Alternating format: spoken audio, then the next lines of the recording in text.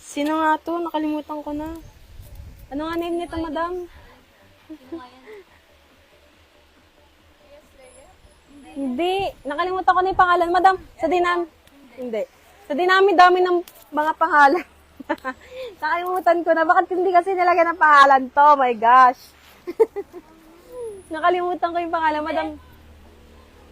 Bet color dress. Oo, si Bet. Oo, si Bet. Madam, ito, oh, may bet ako. Isi-sale ko to ngayon. Magkano to? Natin bibigay. Madam, ha, sabi ko sa inyo, sa mga ganto na pinapamain ko, paunahan talaga ang labanan dito. Madam, ito dress. Oh, ito dress, mga madam. Ang ganda nito, sinasabi ko sa inyo. May pa-collar siya dyan, tapos chalis yung tela niyan, madam. Ganyan siya, oh. Ang ganda, lakas makayamanan.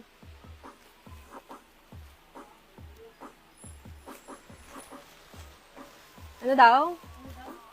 Bakit Paula pa-invoice? Paul ka Ma'am Catalina Salas, madam, invoice po namin. Mamayang gabi pa po, mag-ingat po kayo sa scammer, ha? Okay, mga madam. Ano tayo rito? Ilan? Sige. 3.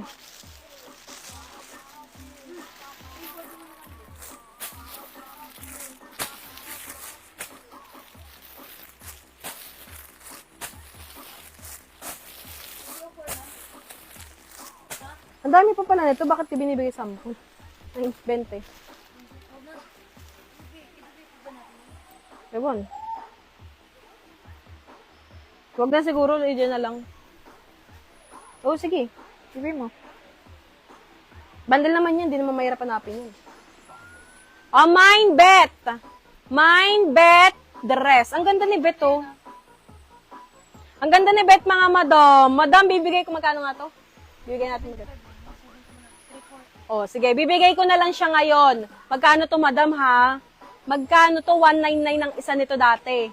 Ngayon, ibibigay ko na lang siya ng 170 pesos. Dalawa mo, 340.